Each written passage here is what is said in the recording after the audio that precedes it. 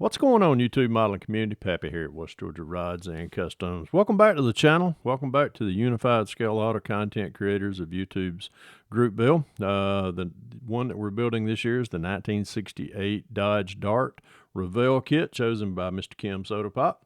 And this has really been a fun build so far.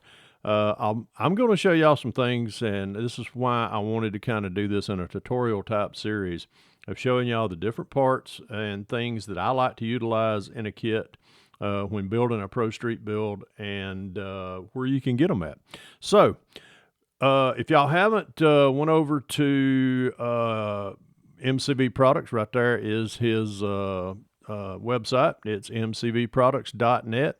Go over there and pick you up some of these great parts that I'm using here on the bench today, and we'll show y'all how and what I've been doing with this build so far.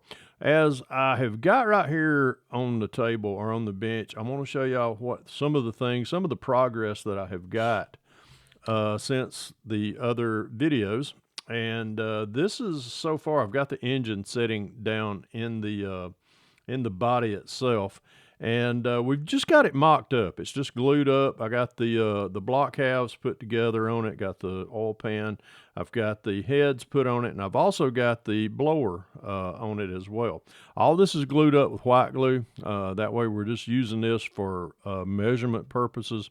And what we're going to talk about today is how do you measure or how do you, and what we're doing.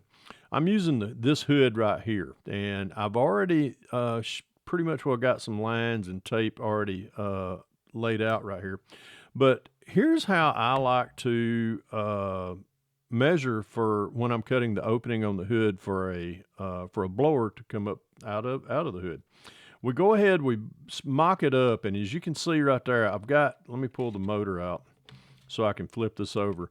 We've got everything lined up on the frame. We've even got, and once I pull the frame off, I'll show y'all how what we did to get this back half to fit down in here. So we've got everything mocked up where the frame's going to be married at once it gets glued in the final assembly. And we tape it down. We get it taped down to where it's going to be, where the wheels are lined up in the center of the fender wells. But before we can do anything, we got to get that hole cut in the hood. So with that being said, we're going to drop this engine in. There's a locator pin back here. We'll put that in there, and now that's where the motor is going to rest at in final assembly. We will also, now, y'all see I use a lot of different tools on the bench when I'm doing it. This is one of them. I've got a little small machinist square that I keep here all the time, and helps me out tremendously about plotting out lines and cuts and things like that. So here's what we do. Once we've got the motor, we got the back here in the back where you can see where I'm pointing at let me point through the windshield with this. There's a locator pin right here on the transmission brace, and that pretty much positions everything in the alignment of the transmission and on the motor mount itself. I've got one of my resin casted blowers that I use a lot. Got it mounted on the motor itself, and we're going to plot where a lot of I'm going to show y'all how to mark this off. What I normally do in this area right here, this is where the blower belt will extend out to, probably right about there. And I mark two different lines right there. And if you can see, you see where it's kind of bright due to let me turn the light off right here. Even better. All right, y'all can see where I've already marked off a couple of lines right here. So that's the mark that I'm opening up right there. The second mark that I will have will be back here in the back where we're wanting the opening for the back. So we've got that marked off right there. And now I'm ready to pretty much take some tape, and that's what I like to do. That's why I use a lot of tape when I'm building different various shape sizes and so forth. And I've got some of this real thin Tamiya Tamiya tape. Well, I just pulled off the wrong. I didn't pull off the wrong size. It just tore where I didn't want it tore at. Let's pull that off right about there. There we go. And what I'll do is, and I'm going to just use this one piece of tape, but I'm going to put this on the back side of that line, just like that. All right, y'all see how I've got that? Now you see how much clearance that I have right here in between that point and the front where the pulley will be at. Then we do the same right here. We'll take that piece of tape, we'll put it just like that, and that's how much clearance I'm going to have right there in that opening. So everything looks good right there. All right, now let's set the tape off to the side. I done got my positioning. There we go. Got it relined back up. Now, the next thing we're going to do is we've already gauged out where we want the front and the back opening of that cut. Now what we'll do is I want clearance enough in the sides here. So we mark here and then we mark right here. And you can see where I've already got these two marks right here. So that's going to be the sides of the opening itself. All right, now I'm going to take the motor back out. The blower just fell off. We're going to take the hood that we're going to use. I've already got this thing laid out, but I'm showing y'all how to, you put the hood that you're going to use into place.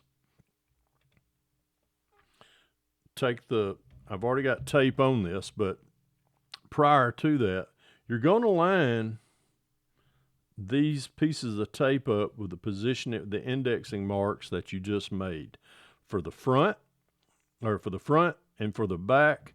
And then you've got a position right here where you'll take another piece of the thin tape and you'll do that. That gives you the opening for the sides, the back, and the front right here. Now this is another piece of tape that I'm going to use. It's actually a little bit wider piece of tape that I'm going to use for, I don't want just a great big opening. I always want that little, if you look at 1-to-1 scale openings for blowers, they go around that belt. So I kind of want that, take that piece of tape and just kind of eyeball it, which this is a driver side, as far as I call it the driver's side pulley, as far as where it can be left or right. It really just depends on what all you got, that you're trying to get clearance on, down through here as far as water pump pulleys and the whole 9 yards. So this is going to be a driver side pulley for the blower drive, and that'll be the opening for it right there. And I already took my pencil and I've cut this out. Now, how am I going to cut that out? Glad you asked. The best way that I know how to do this is I always take, I'll take sometimes I'll take a Dremel and take maybe the razor or the circular cutting bit, and I'll go down through here. I won't be right up on the cut line itself. And then I'll just start cutting that, drilling a hole, cutting it with the razor saw in my Dremel. And I've got some of these little serrated edge X-Acto blades. And it's enough to where once I get an opening down through there, I can take that and just cut that just finely down through there, open that up, and that thing will just drop right out. I'm going to do that off camera, and I'll show y'all in the next video of how I achieve that. But this is how I like to take and get my openings for my blowers to fit real nice and snugly down through there. And I'll show y'all the opening once I get it in there. Now, another thing I like to do is once I get the sides marked right here, I like to find a reference point. Sometimes you can use the side of the hood. I'm going to use these little bumps right here to check, make sure that they're uniform up through there. And I check that. That's 42 right there.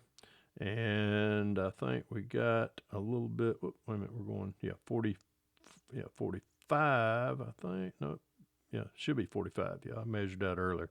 So we're right about it's a good, once I get it open, it's not going to be from one side or the other. It's not going to be noticeable, but that's just a double check before you start cutting a really good hood opening, for your blower. All right, let's set that to the side. Some other progress that we've got done this week on this bill is we took. Let me go and take the tape off here. We got and I'm gonna show y'all y'all always see a final product on a lot of the builders, and you don't see the mistakes. And I'm going to show y'all a mistake that I made, and how I'm going to correct that. Let me set the body over here. When I was trimming in the last video, I showed y'all how I marked this out to get it to fit down in the body itself. And I take I think I got it in my Dremel. I do. Usually what I do is I'll use this cutter right here, and what I did was I cut right down through there, sanded that off. Same thing right here, and got that cut. But if you notice, I had a boo-boo, had a blowout. When y'all are working with the resin products like this right here that have been 3D printed, this product can be it's very thin, and it can be brittle. And I know what happened was I went down through there and I kind of twisted it a little bit, and it broke that out right there. There is no repairing that, really, just other than if you wanted to, you might fill it in with some sheet styrene. But I didn't. It's in the fender well. It's not going to be seen. So what am I going to do to remedy that? Here's what I did. I've already started working on the interior floor pan, and we've got it cut to where it fits down in there. Well, I've got the package tray that comes in the kit. And if you notice, it's the same package tray, but I cut the back seat part completely off, took some sheet styrene. I took some square evergreen styrene right here, glued that to the back, glued me just a sheet of 020 styrene. How did I get that measurement? I just took a piece of masking tape, put it across here, trimmed it out, laid it out right here for size, and there's, well, if I can get it set still, there's what it's going to, that's what it's going to look like in the final shot. You won't see this. The tire will be covering, as far as the Pro Street tires they'll be up in here. You won't even see that. So, no harm, no foul. But work carefully with this stuff when you're working with it. It will break. If you notice, there's a couple of reference lines that I have used right here. Scully, give me a hand. Sitting up there ain't doing anything. If you notice this right here, this is the contour of this back package tray right here. That's what that reference line is right there. And I was using that when I was trying to get the measurements for this back package tray to fit properly. So that's what those references are. That's where the back glass, you can see through there. And that's how, now that I've got this in here, you'll see that's level. I've got this coming down all the way to the floor pan where it meets right in there. It's good and level. So that will, once that gets glued in, that'll be in the final interior assemblies. But that's where we're at right now with this. Hope this video is helping a lot of folks out that's trying to do back calves with their whether it's your USSAC build or whether you want to try to do something with another one. Other than I used the 67 Chevelle Pro Street kit back calf a lot, but I also enjoy, and I really like what the product that Matthew has over at MCV Products as far as his back calf and his tires and wheels. So really starting to like using that product, other than having to go to the 67 Chevelle Pro Street kit and rob the stuff out of those. So anyhow, that's pretty much it. If you got any comments, or if you've got any questions, drop me a question down in the comments below. I'll answer them as quickly as possible. And again, go over to mcvproducts.net, order you up some of the Pro Street stuff that he's got, some of those great big engines and tires and wheels and all the other products that he carries over there also. Also, go over to the Scale Model Car podcast. Listen to those guys while you're building. Great group of gentlemen. I love getting on there with them myself and when the occasion arises, and give them some support as well. Hope this finds everyone well. As I always say, if y'all can dream it, build it. God bless y'all. Pappy out of here.